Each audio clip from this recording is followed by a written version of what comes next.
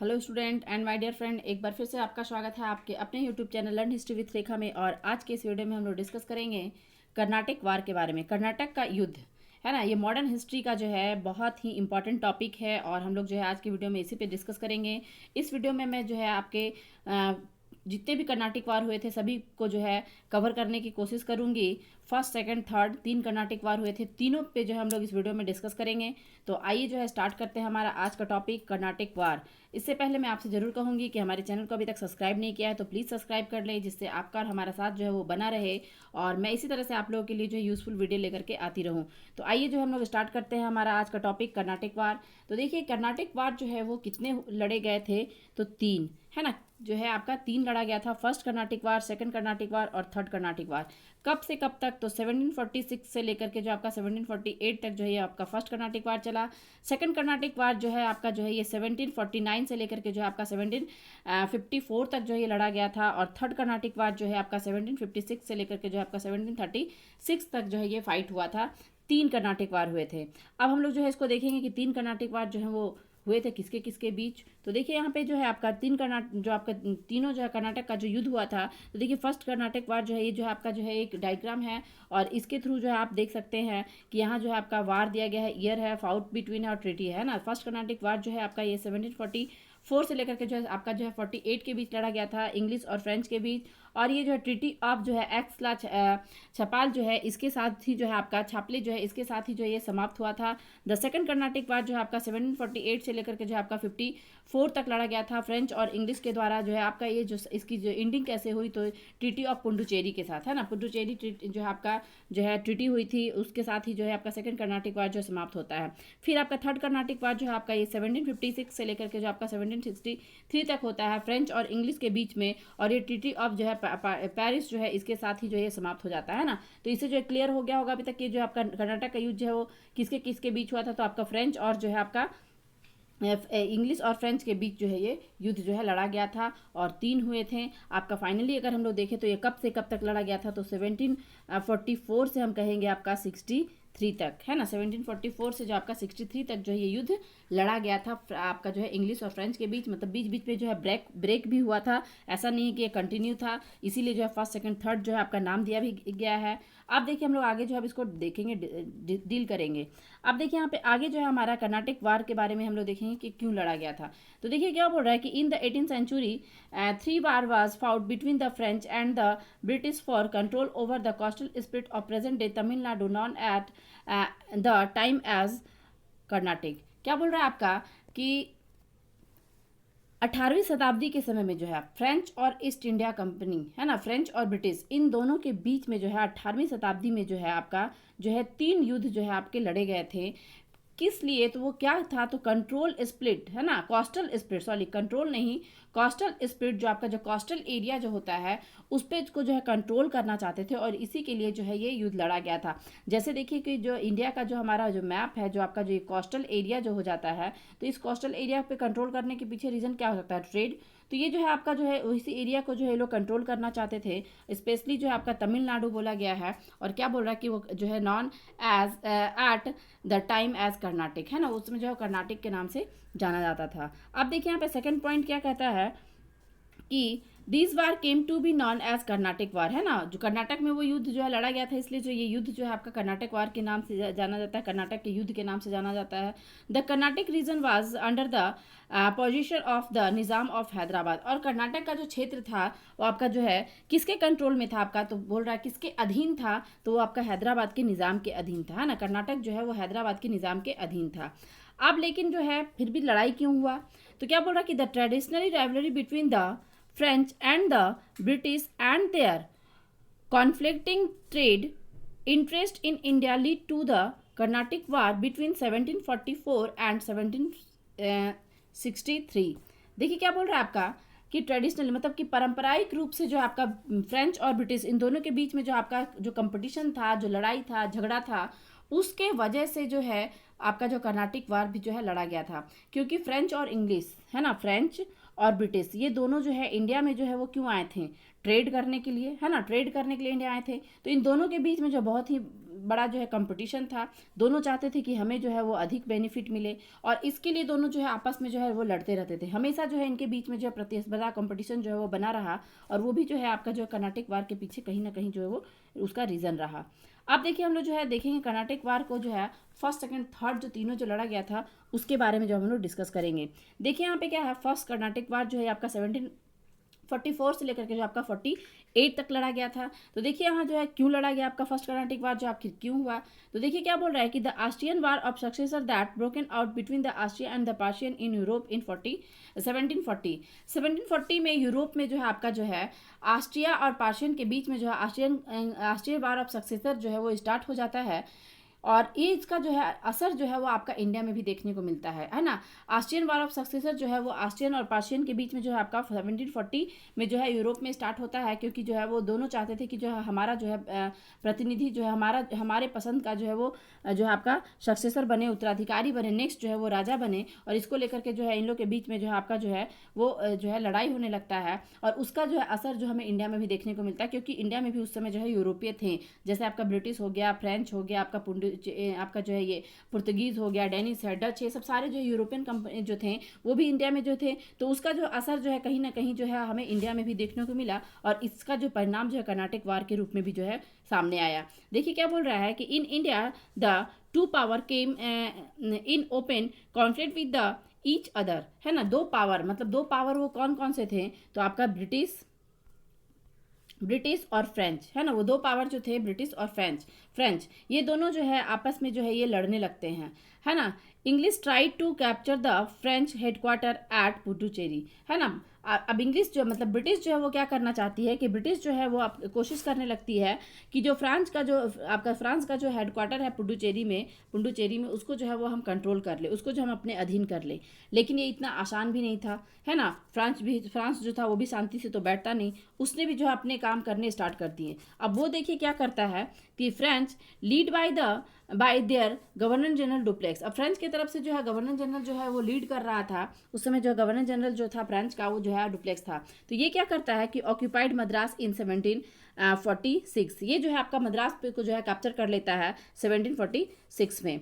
The British sought help from the Nawab of Carnatic under who is Madras came.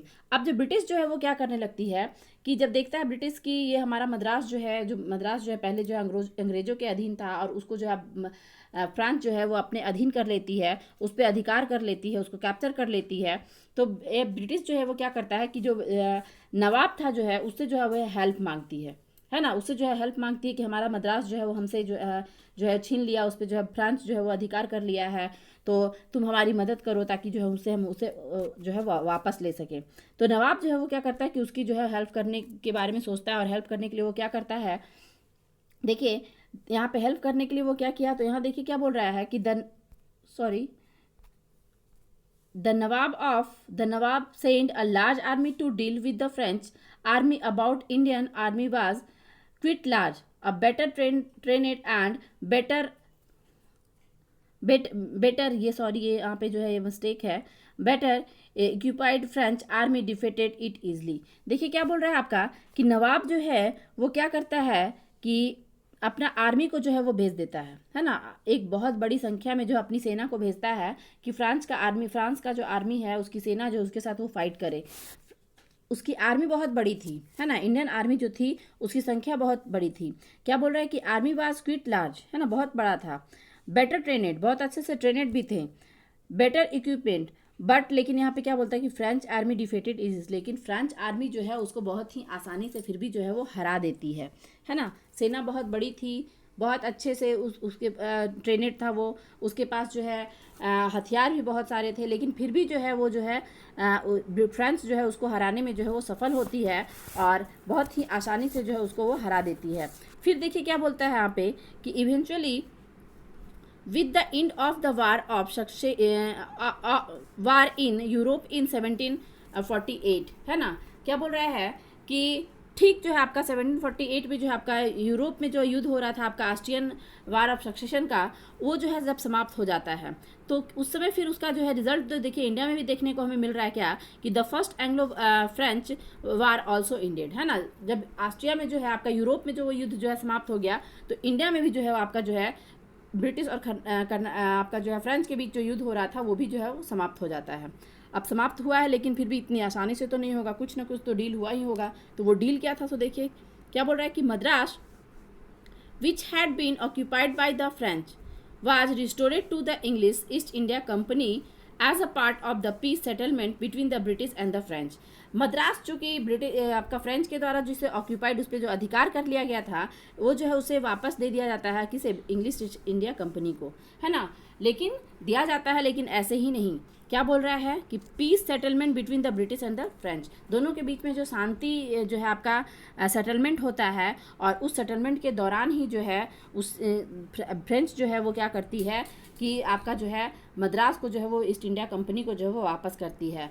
अब बोल रहा है finally treaty of Aix la Chapelle was signed in 1748। अब जो है ये जो है आपका जो पीस सेटलमेंट जो हुआ था वो पीस सेटलमेंट जो है वो क्या था, तो वही आपका है एक्सला छापेल। एक्सला छापेल जो है यही जो आपका जो है ट्रीटी था, और इसी ट्रीटी के द्वारा जो है इन दोनों के बीच में जो पीस सेटलमेंट होता है और इंड की जो है युद्ध की जो है समाप्ति होती है। और वो जो युद्ध आपका जो है ट्रीटी तो जो था, संधि जो था, वो कब साइन होता है, तो 1748 में, और इसी के साथ जो आपका फर्स्ट कर्नाटिक वार जो वो इंड हो जाता है। अब जो हम लोग देखिए यही जो है आपका वो क्षेत्र है, जैसे ये आपको जो आपका पुडुचेरी है, इसी को जो है वो कंट्रोल करने की कोशिश करता है कौन, ब्रिटिश। ये जो है आपका मद्रास है इसको फ्रेंच कंट्रोल कर लेता है, लेकिन युद्ध की समाप्ति के बाद जो इसे जो है वो वापस दे देता है ना। तो ये सब सारे जो एग्रीमेंट होते हैं, यही वो क्षेत्र है जो आपका जो है फाइट हुआ था, यही जो है आपका कोस्टल एरिया जो है, क्योंकि जो जितने भी कोस्टल एरिया होते हैं वो वहाँ पे जो है ट्रेड के लिए जो है वो बहुत ही इंपॉर्टेंट क्षेत्र होता है, और इसी पे जो है वो अधिकार करना चाहते थे। अब हम लोग जो है आगे देखेंगे आपका सेकंड कर्नाटिक वार। सेकंड कर्नाटिक वार देखिए क्या बोल रहा है कि सेकंड कर्नाटिक वार जो है आपका 1749 से लेकर के जो है आपका 56 तक जो है ये लड़ा गया था। अब हम लोग देखिए वन बाय वन इसे हम लोग देखेंगे कि क्या क्यों हुआ, क्या कारण थे। तो देखिए क्या बोल रहा है कि the second Carnatic war was fought over the issue of succession of the throne of Hyderabad and Karnataka. देखिए यहाँ पे क्या बोल रहा है कि आपका जो है सेकंड कर्नाटिक वार जो है ये एक इशू था, है ना।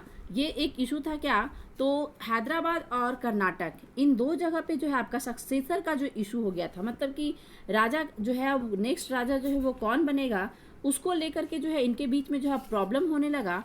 और इसके लिए जो दोनों का जो माइंड जो था वो अलग अलग था। क्या, तो देखिए क्या बोल रहा है कि with the British and the French supporting different candidate, है ना।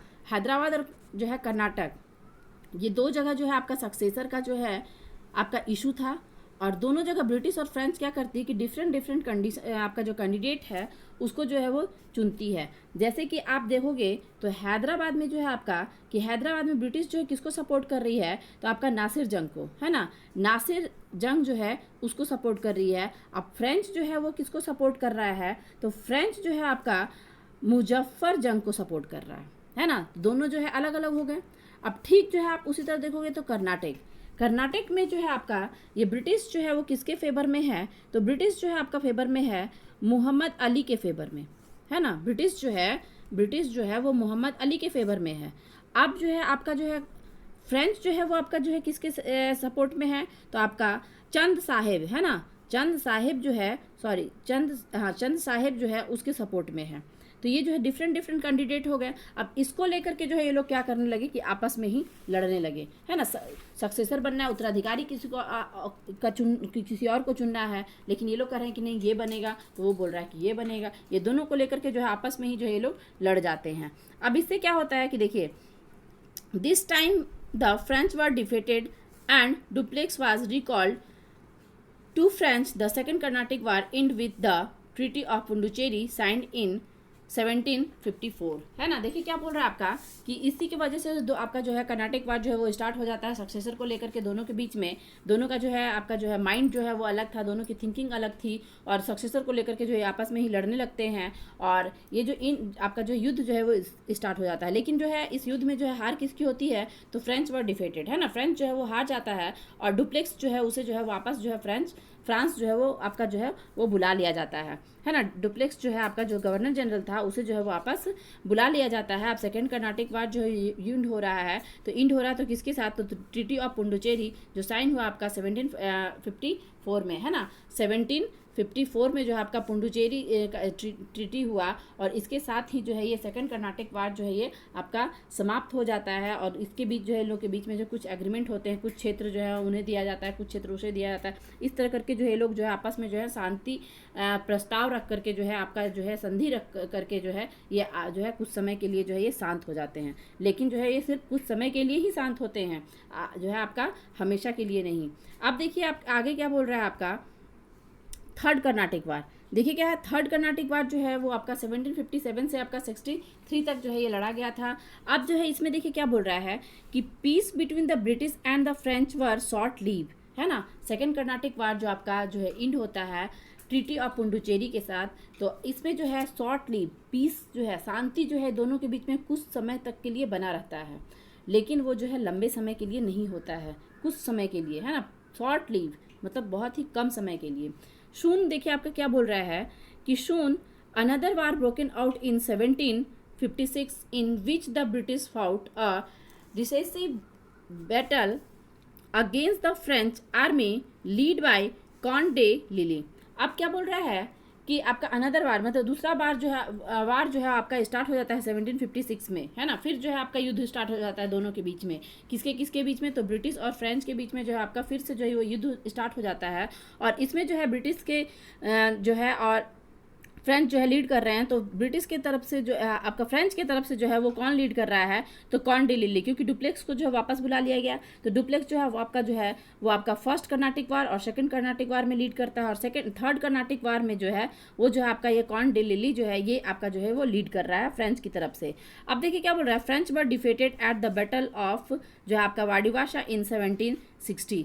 लेकिन जो है इस युद्ध में जो है फ्रेंच जो है आपका फ्रांस जो है उसकी जो है हार हो जाती है। और वो युद्ध कौन सा था आपका, तो वाडिवाशा इन 1760 में जो आपका वाडिवाशा का युद्ध होता है और इस युद्ध में जो है फ्रांस की जो है वो हार होती है। और फिर जो है एक शांति प्रस्ताव दोनों के बीच में रखा जाता है। और देखिए वो शांति प्रस्ताव जो है वो क्या था, तो शांति प्रस्ताव जो है वो क्या है, तो देखिए क्या बोल रहा है कि finally another peace treaty of Paris signed in 1763, है ना। दूसरा फिर से जो है दोनों के बीच में जो है एक शांति जो है जो आपका प्रस्ताव जो है आपका संधि जो है वो साइन होता है 1763 में। The French power in India was destroy. और फिर जो है आगे चल करके जो है फ्रेंच का जो पावर था, फ्रांस जो है जितना जो है इंडिया में जो अपना अधिकार को बढ़ा रहा था वो सारे जो है उसे ब्रिटिश जो है छीन लेती है धीरे धीरे करके। और उसके बाद जो है उसका जो पावर जो है वो समाप्त होने लगता है और फ्रांस जो है पूरे तरीके से जो है इंडिया में डिस्ट्रॉय हो जाता है, उसका पावर जो है वो इंडिया में पूरे तरीके से समाप्त हो जाता है। तो स्टूडेंट ये था हमारा कर्नाटक का युद्ध, कर्नाटिक वार फर्स्ट, सेकेंड और थर्ड, है ना। इन तीनों के बारे में हम लोगों ने जो है इस वीडियो में डिस्कस किया है और उम्मीद करती हूँ कि जो है आप लोगों को वीडियो अच्छा लगा हो। और वीडियो अच्छा लगा हो तो इसे लाइक और शेयर ज़रूर करें। और जो है मैं एक बात आप लोगों से ज़रूर कहूँगी कि हमारे चैनल को अगर आप लोगों ने अभी तक सब्सक्राइब नहीं किया है तो प्लीज़ सब्सक्राइब कर लें, ताकि मैं आपके साथ जो है ऐसे ही बनी रहूँ और आपके लिए जो इसी तरह से यूज़फुल वीडियो बनाती रहूँ। वीडियो अच्छा लगे तो लाइक और शेयर ज़रूर करें। थैंक यू सो मच, मिलते हैं नेक्स्ट वीडियो में।